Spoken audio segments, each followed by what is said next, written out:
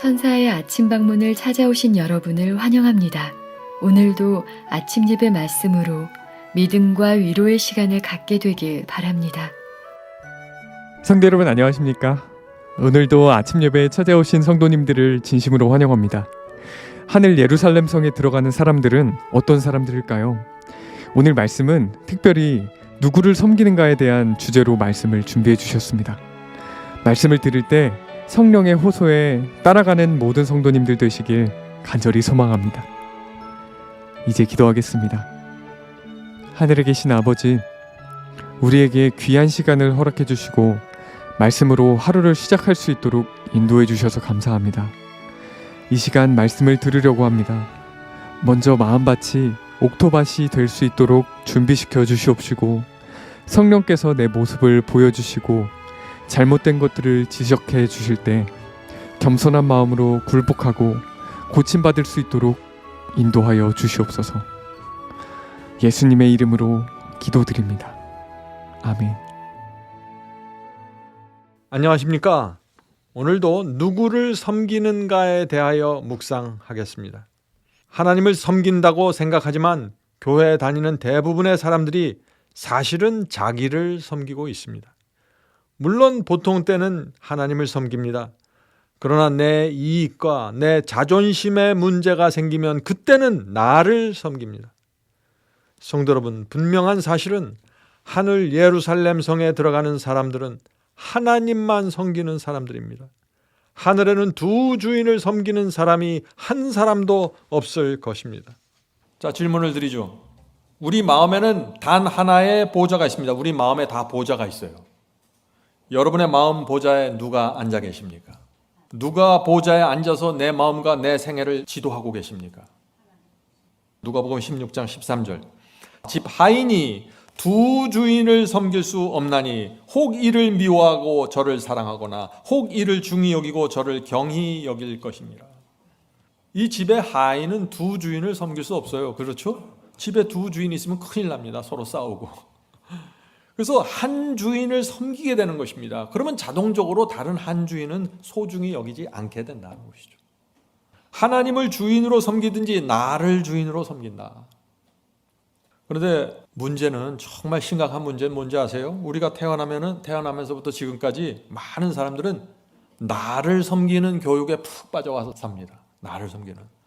학교 다녀보세요. 이 세상 교육과 학교에서 뭘 배웁니까? 방정식, 영어, 미분적분 이것만 배우는 게 아니에요.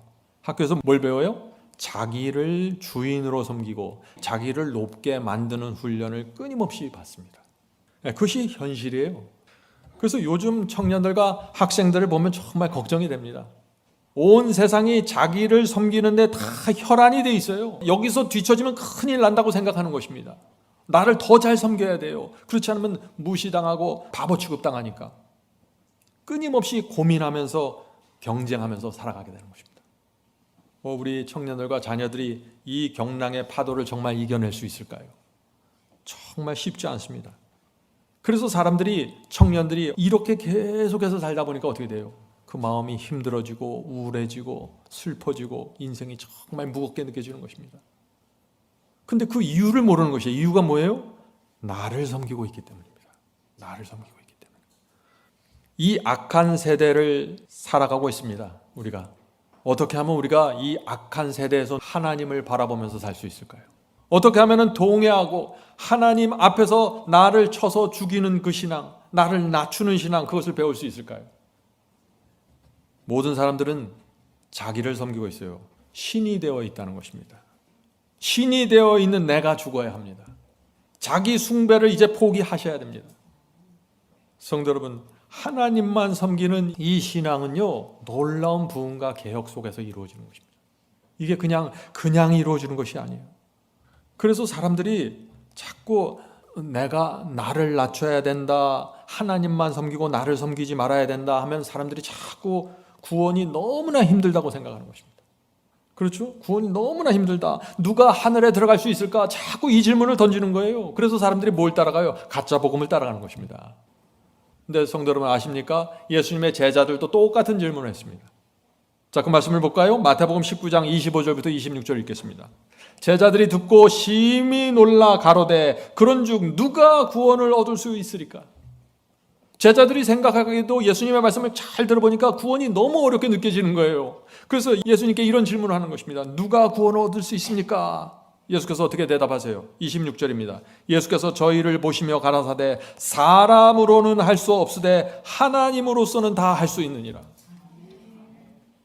너희 생각에는 자기를 섬기지 않고 살아가는 것이 불가능하게 느껴지지 하나님께서 그렇게 하실 수 있어. 구원은 우리가 만들어낼 수 있는 것이 아닙니다. 구원은 하나님께서 우리 마음의 보좌에 앉으셔서 이루는 것입니다. 하나님께서 우리 마음을 새롭게 해주시는 것입니다. 나를 섬기던 나를 버리게 하시고 하나님을 섬기는 나로 만들어주시는 것입니다. 그것이 구원입니다. 그래서 어떻게 해요 우리가? 그래서 날마다 우리가 말씀을 묵상하는 것입니다. 성경의 말씀을 묵상하면 성령께서 말씀과 함께 내 속에 들어가셔서 어떻게 해요? 내 마음을 설득하시는 것입니다. 그래서 내 마음을 바꾸어 주시는 것입니다.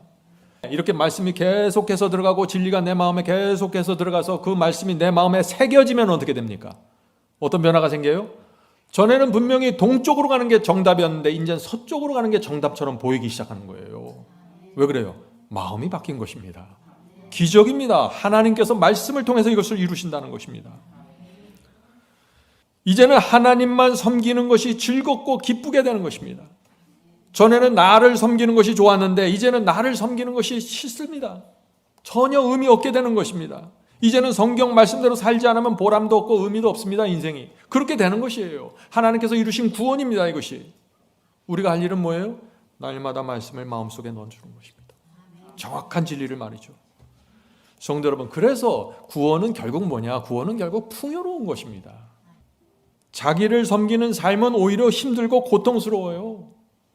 우리가 하나님께서 우리를요 그렇게 만드신 것입니다. 우리는 하나님을 섬기면서 살 때 가장 행복을 누리도록 그렇게 만들어졌습니다. 우리 유전자 구조가 그래요. 근데 사람들은 자꾸 나를 섬겨야 행복할 수 있다고 착각하는 것입니다. 제자들이 그렇다면 누가 구원을 받을 수 있습니까? 라고 물어봤을 때 예수께서 어떻게 대답하셨어요? 사람으로는 할 수 없으나 하나님께서는 다 할 수 있느니라 라고 대답했죠. 그때 베드로가 다시 뭐라고 얘기합니까? 마태복음 19장 29절부터 30절입니다. 이에 베드로가 대답하여 가로되 보소서 우리가 모든 것을 버리고 주를 쫓아 싸우니 그런즉 우리가 무엇을 얻으리까? 베드로가 지금 뭐라고 그래요? 자기는 주님을 위해서 모든 것을 버렸다고 생각하는 것입니다. 성도 여러분, 여기서 문제가 있는 것입니다. 거의 모든 사람들이 다 이런 형편에 있는 것입니다. 자기 속에는 이기심과 자존심이 드글드글해요. 자기만 섬기는 데 집중해 있습니다. 내 생각, 내 뜻으로 가득 차 있는데 나는 모든 것을 버리고 지금 주님을 따르고 있다고 베드로처럼 생각하는 것이에요. 자기 기만이죠. 이 기만 속에서 빠져나오려면 어떻게 해야 돼요? 이제 여러분들 대답하실 수 있어야 됩니다. 말씀을 넣는 것입니다. 계속해서 내 속에 말씀을 넣으면 그때마다 내가 소스라치게 놀라면서 아, 내가 나를 섬기고 있었구나 이렇게 깨닫게 되는 거예요. 그래서 우리가 날마다 아침 예배 드리는 것입니다. 내 모습을 보기 위해서 말이죠. 자, 29절 30절 보겠습니다. 예수께서 계속해서 말씀하시죠. 내 이름을 위하여 집이나 형제나 자매나 부모나 자식이나 전토를 벌인 자마다 여러 배를 받고 또 영생을 상속하리라. 예수님의 이 말씀을 듣고 뭐 형제, 부모, 자식, 땅, 재물 다 버리면 그래야만 구원 없는가? 너무 어렵지 않는가? 그렇게 해석하는 거예요. 이게 무슨 말이에요? 하나님만 섬기는 사람들이 구원 받는다는 뜻이에요. 하나님만 섬기는 사람들.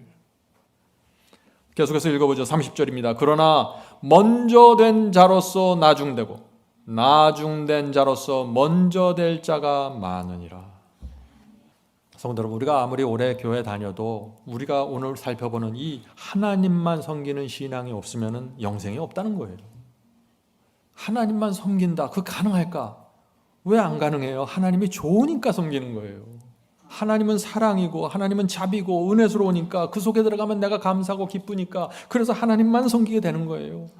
나를 섬기면 섬길수록 자꾸 마음에 상처가 생겨요. 슬퍼져요. 그래서 나를 버리는 것입니다. 예수께서 여기 말씀하셨어요. 먼저 되었어도 나중 될 수 있다고 했습니다. 무슨 뜻이에요? 먼저 한번 거듭나고 회개했어도 자기를 섬기는 삶으로 돌아가 버리면 어떻게 돼요? 영생을 잃는다는 것입니다. 과거에 내가 아무리 영적인 경험을 했을지라도 지금 내가 나를 섬기면서 살아가면 무너진다는 것입니다. 자, 그렇다면 내가 할 일은 무엇입니까? 그러면 난 가만히 있기만 하면 되나요? 내가 할 일이 있어요. 뭐예요? 내가 할 일이. 계속해서 제가 반복하잖아요. 계속해서 진리를 내 속에 집어넣는 것입니다. 말씀과 떨어지면 안 돼요. 말씀을 계속해서 부어야 됩니다. 여러분들 마음이 힘드십니까? 외롭습니까? 어렵습니까? 말씀으로 가세요. 말씀을 넣어보세요. 어떻게 변화가 되는지. 말씀을 계속해서 넣어보세요. 그렇게 하면 성령께서 내 속에 들어오셔서 나의 더러운 동기와 내가 나를 섬기고 있는 모습을 보여주시는 것입니다. 마음을 하나하나 여시면서 보여주시는 것입니다. 그리고 마음 보좌에 앉은 나를 밀어내 주시는 것입니다. 그때 자유와 평강을 누리면서 내가 이 문제였구나 하면서 그 문제에서부터 빠져나오게 되는 것입니다. 성도 여러분, 이 구원의 역사가 우리 속에서 이루어지면 어떤 일이 생길까요? 우리 인생이 아무리 힘들고 어려워도 풍파가 많아도 풍요로워집니다. 만족하게 됩니다. 왜요? 더 이상 나를 섬기고 나를 위해서 살지 않기로 작정하기 때문이에요. 잊지 마세요. 하나님께서 우리를 어떻게 창조하셨는지. 하나님께서 우리 인간의 유전자를 만드실 때 하나님을 섬길 때 유전자가 힘을 내고 활력을 내도록 만드셨다는 것입니다. 당연하지 않아요? 하나님 말씀에 순종하고 이웃을 돕고 내가 포기하고 내가 양보할 때 유전자가 힘을 잃어버리고 무거우면 어떻게 살라고요? 하나님께서 그렇게 우리를 만드시지 않았습니다. 생명의 원칙에 그대로 순복해서 살면은 자연히 기쁘고 감사하고 힘이 나게 되는 것입니다. 근데 이 원칙에 역행하면 어떻게 돼요? 힘들어지고 불행해지고 우울해지는 것입니다. 여러분들이 결정하세요. 어떻게 살지? 나를 섬기면 어떻게 돼요? 유전자가 쪼그라드는 것입니다. 나를 섬기면서 살면 근심, 걱정, 스트레스로 인해서 내 유전자와 세포들이 병들어가는 것입니다. 주님께서 두 주인을 섬길 수 없다고 말씀하셨죠? 그것이 무슨 뜻이에요? 너희가 두 주인을 섬기면 행복할 수 없어. 그렇게 살면 안 돼. 너희가 두 주인을 섬기면 평강을 누릴 수 없어. 그 말씀을 하시는 것입니다. 제가 좋아하는 찬송 가사가 있습니다. 그 가사가 이렇죠. 구주와 함께 나 죽었으니 구주와 함께 나 살았도다. 영광의 그날이 이르도록 언제나 주만 바라봅니다. 성도 여러분, 내가 죽어야 내가 살게 됩니다. 그런데 언제까지 이 경험이 이루어져야 한다고 했어요? 여기서 예수께서 재림하시는 영광의 날이 이르기 전에 내가 나를 숭배하고 있다는 사실을 깨달아야 되고 소스라치게 깨어서 놀라서 일어나는 경험이 있어야 된다는 것입니다. 그래서 하나님만 섬기는 그 경험으로 돌아가야 된다는 것입니다. 나는 하나님을 섬기면서 살아오는 줄 알았는데 사실은 내가 나를 철저하게 섬기고 왔구나 하는 이 깨달음, 이 두려운 깨달음을 하는 그 경험이 있어야 된다는 것입니다. 이걸 하질 못하면 어떻게 맨날 뜨뜻미지근하게 이번 주는 이분 섬겼다가 다음 주는 나를 섬기고 이렇게 번갈아 가면서 살다가 다 무너지게 된다는 것입니다.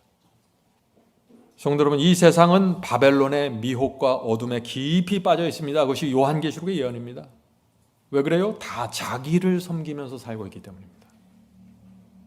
이것이 어떻게 보면 교리 문제가 아니에요. 교회 안에도 자기를 숭배하는 사람들로 가득 차 있어요. 그래서 우리가 어떤 신앙을 하는지도 도무지 알 수가 없는 세상이 돼버린 거예요. 교회 안에서 들어오면서까지. 옛날 구약시대도 이런 상황이 계속해서 반복되었습니다. 엘리야가 그 당시 이스라엘 교회를 보면서 어떤 생각을 했을까요? 하나님, 누가 구원을 받을 수 있겠습니까? 이스라엘 백성이 날마다 성소에 가고 하나님을 섬긴다고 말하는데 그 집에 가면 우상이 다 서 있습니다. 집집마다 우상이 다 들어가 있어요. 아합과 거짓 선지자들에게 다 미혹당해 있습니다. 이것이 그 시대의 모습이었습니다. 근데 이 모습이 마지막 라오디게아 교회 시대에 그대로 이어진다는 것입니다. 그래서 예수께서 라오디게아 교회를 보면서 어떻게 해요? 토해내치고 싶다고 그러잖아요. 왜 그래요? 거의 모든 사람들이 자기를 섬기고 있으면서 나는 하나님을 섬기고 있습니다. 나는 구원받았습니다. 나는 하나님을 사랑합니다. 이렇게 말하니까 참 답답하다는 것입니다. 찬송 부르고 말씀을 들을 때는 열정적이고 감동적이 보여요. 그런데 조금만 건드리면 어떻게 돼요? 금방 세축하고 삐지고 확 올라오는 것입니다. 내 감정을 즐겁게 하고 나를 행복해 하는 것이라면은 어떻게 돼요? 하나님의 뜻도 버리고 진리도 버리고 내가 원하는 것을 가버리는 것입니다. 나를 섬기는 것입니다. 그래서 나를 섬기면은 나를 십자가에 박질 못해요. 나를 섬기는 사람은 나를 십자가에 못 박습니다. 왜요? 너무 내가 좋아요. 너무 이 감정이 좋아요. 너무 이 느낌이 좋습니다. 못 버리는 것입니다. 이런 설교를 하면은 많은 분들이 이런 질문을 해요. 이건 너무 심한 거 아닙니까? 사람이 무슨 로봇나요? 지렁이도 밟으면 꿈틀거리는데 어떻게 사람이 돌부처처럼 가만히 있을 수 있습니까? 저 사람이 나를 옆구리를 찌르는데 지금. 오해하지 마세요. 제가 꿈틀거리는 것을 말하는 게 아닙니다. 내가 순간적으로 어떤 충동을 느끼고 순간적으로 어떤 시험 받는 걸 말하는 것이 아니에요. 내가 나를 섬기는 것을 말하는 것입니다. 이슈가 이해되십니까? 누가 나 자아를 건드리면은 못 견디는 것을 말하는 것이에요. 어떻게 해서든지 내가 내 인정을 받아내야만 마음이 풀리는 것을 말하는 것입니다.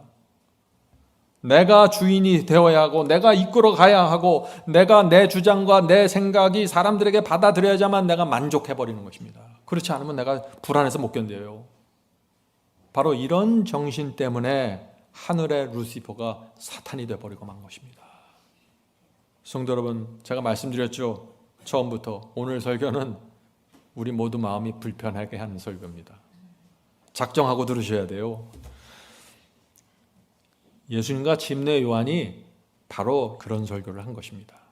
그래서 유대교회와 사람들이 그 증오심을 갖고 들고 일어난 것입니다. 사실 예수님과 침례 요한의 기별은요, 생명을 주는 기별이었어요. 그들을 살리는 기별이었습니다. 그런데 사람들은 그것을 어떻게 받았느냐? 나를 죽이는 기별로 받아들였어요. 교회를 흔드는 기별로 받아들였습니다. 그래서 문제가 생기는 것이죠. 기별을 분별하지 못하는 것입니다. 자, 질문을 드리죠. 예수께서는 두 주인을 섬길 수 없다고 하셨습니다. 우리는 왜 두 주인을 섬길 수 없고 나뉘어진 마음으로 주님을 섬길 수 없을까요? 왜 예수께서 두 주인을 섬길 수 없다, 주인을 섬기지 말라가 아니라 두 주인을 섬길 수 없어 너희는 이렇게 얘기하셨어요? 왜 이렇게 말씀하셨을까요? 예수께서 우리에게 십자가를 보여주셨기 때문입니다. 이해가 되세요? 십자가에서 죽어가는 그 어린 양 그리스도를 너희가 보면은 두 주인은 못 섬겨. 이 말씀을 하시는 거예요. 우리가 하나님의 사랑과 희생이 무엇인지를 알면은 두 주인을 섬길 수 없습니다. 그것은 불가능한 것이에요. 그래서 하늘 예루살렘 성에 들어가는 사람들은 다 예수님만 섬기는 사람들이 들어가는 것입니다. 하늘에 가보세요. 장차 하늘에 가면은 두 주인을 섬기는 사람은 단 한 사람도 없을 것입니다. 다 한 주인만, 하나님만 섬기다가 온 사람들이 들어가는 것입니다. 그래서 말씀과 성령으로 하나님께서 우리를 도와주시는 것입니다. 우리가 어떤 때 한 주인을 섬기다가 두 주인을 섬기러 가면은 하나님께서 말씀과 성령으로 우리에게 알려주시고 책망하시고 인도하신다는 것입니다. 그래서 우리가 안전하게 보호받으면서 좁은 길을 가게 된다는 것이죠. 자, 이제 말씀을 마치겠습니다. 노아 시대에 하나님께서 120년의 은혜의 시간을 주셨습니다. 그리고 그 은혜의 시간이 끝나면서 홍수를 보내주셨습니다. 마지막 때도 마찬가지입니다. 마지막 때도 은혜의 시간이 주어집니다. 그런데 이 은혜의 시간이 지나가면 어떻게 돼요? 심판하시는 그리스도께서 오신다는 것입니다. 성도 여러분 아십니까? 지금 은혜의 시간이 끝마쳐지고 가고 있다는 증거들이 나타난다는 사실을. 저는 홍수와 재난과 전쟁을 지금 말하고 있는 것이 아닙니다. 이 세상에 죄의 잔이 차가고 있습니다. 극도의 이기심으로 덮여 있습니다. 사람들은 다 하나님을 섬긴다고 말하고 있지만 사실은 자기를 섬기고 있어요. 정확한 증거들이 나타나고 있습니다. 하나님을 믿는 사람들이 승리의 복음, 순종의 복음을 거절하고 있습니다. 거룩함과 성화의 기별이 무시되고 있어요. 성도 여러분, 예수께서 재림하시는 그 마지막 징조가 무엇인지 아세요? 오늘 말씀드린 이것이 마지막 징조가 될 것입니다. 홍수와 기근이 아니에요. 믿는 자들이 또 교회가 진리를 외면하면서 자기를 섬기는 것, 이것이 마지막 징조입니다. 만약 이 세상이 이런 식으로 계속 흘러가면 어떻게 될까요? 사람들이 전부 자기를 열광적으로 섬기고 있는데 이런 식으로 자꾸 세월이 지나가면 어떻게 돼요? 세월이 지나가면 지나갈수록 구원받을 숫자가 더 많아질까요? 더 적어질까요? 더 다 망하게 되는 것입니다. 시간이 무한정 지나가면 안 되는 것이에요. 그래서 이런 식으로 세월이 지나가면은 누가 구원받을 수 있을까요? 지금 모두 자기를 섬기게 되고 모두 다 자기를 기만하면서 내가 하나님을 섬기고 있다고 생각하고 있는데 누가 구원받겠어요? 이렇게 세월이 지나가면은. 겉으로는 멀쩡하게 보여도 마음 깊은 곳의 동기를 살펴보면 다 자기를 위해서 살아가고 있는데, 자기가 신이 되어서 살고 있는데 세월이 어떻게 이렇게 계속해서 지나갈 수 있겠어요? 그래서 사도 요한이 요한계시록 13장에서 계시를 보잖아요. 어떻게 돼요? 거의 모든 사람들이 미혹당해서 짐승의 표를 받는다고 예언하고 있잖아요. 성도 여러분, 그리스도의 재림이 더 이상 지체되면 안 되는 것입니다. 이렇게 지나가면 다 망하게 되니까요. 하나님께서 그걸 모르실까요? 그래서 예수께서 이 시대 안에 속히 오셔야 하는 이유가 있는 것입니다. 세상은 지금 너무나 악해졌고 사람들은 자기를 섬기면서 하나님을 섬긴다고 생각하고 있는 것입니다. 그런 사람들이 교회를 채워버렸어요. 예수께서 말씀하셨죠. 인자가 올 때 이 세상에서 믿음을 보겠느냐. 인자의 때는 노아의 때와 같으리라. 이 말씀이 정확하게 성취되어 가고 있다는 것입니다. 성도 여러분, 이 세상과 교회들이 앞으로 어떻게 흘러가게 될까요? 가면 갈수록 심각해질 것입니다. 우리의 청년들과 우리의 자녀들도 가면 갈수록 심각해질 것입니다. 그래서 우리가 뭘 하는 거예요? 그래서 우리가 복음을 전하려고 최선을 다하는 것이죠. 성도 여러분, 복음을 전하셔야 됩니다. 여러분만 구원 받고 끝나면 안 돼요. 우린 정말 복음을 전해야 됩니다. 승리의 복음이 전파되어야 된다는 것입니다. 하나님만 섬기는 것이 가능하다는 그 복음 말이죠. 성령께서 하늘 도성까지 인도해 주시길 간절히 바랍니다. 하늘에 계신 저희들의 아버지, 저희의 눈을 열어서 저희가 너무나 자주 나를 섬기고 있다는 사실을 보여주시옵소서. 저희가 통회하는 마음으로, 겸비한 마음으로 주 앞에 나가오니 이제 더 이상 나를 섬기면서 슬픈 인생 살지 않도록 도와주시옵소서. 하나님께서 저희의 세포와 유전인자를 하나님을 섬길 때 즐거워하고 활력을 얻을 수 있도록 만들어 주셔서 감사합니다. 주여, 이제 저희가 하나님의 생명의 원칙으로 돌아가길 원합니다. 하나님을 섬기면서 저희가 행복과 평강을 누릴 수 있도록 축복해 주시옵소서. 하나님의 깊은 뜻을 저희가 헤아릴 수 있도록 도와주시옵소서. 하늘에 계신 아버지, 저희가 너무나 오랫동안 잘못 교육받고 훈련되었기 때문에 저에게 날마다 하나님의 말씀이 필요합니다. 날마다 성령께서 역사해 주셔야만 저희가 하나님을 계속해서 섬길 수 있습니다. 주여, 도와주시옵소서.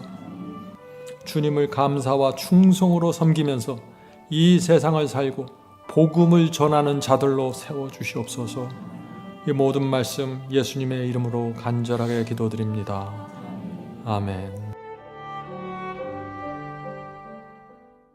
성도 여러분, 마지막 사명에서는 아침 예배 채널을 유튜브에서 별도로 운영하고 있습니다. 아침 예배 채널에서는 매일 새벽 4시에 예배 영상이 올려지고 있으며 특별히 아침 9시에 예배가 진행됩니다. 아침 9시 예배가 아침 예배 채널의 독특한 특징입니다. 원하시는 분들은 유튜브에서 아침 예배 채널을 별도로 구독 신청하여 주시면 저희와 함께 아침마다 예배 드릴 수 있습니다. 매일 아침마다 하나님의 말씀으로 저희 모두가 주 앞에 나와 예배 드리는 신앙으로 함께 나가게 되길 간절히 바랍니다. 감사합니다.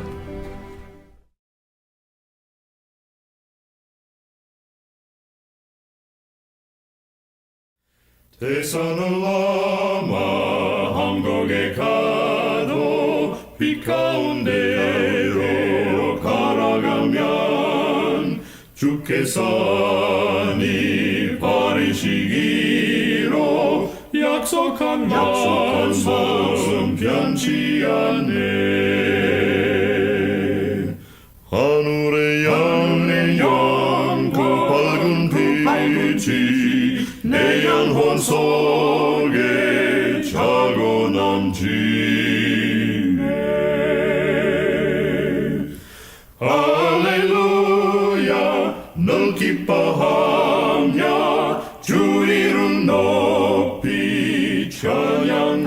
찬양하리. 권명한 자비 늘 기뻐하며 영원한 장금 목적하고 그 크신 이름 찬양함으로 날마다 걸어가리. 하늘의 영광 그 밝은 빛이 내 영혼 속에 차고 넘치네. 할렐루야 널 기뻐하며 주 이름 높이 찬양하리.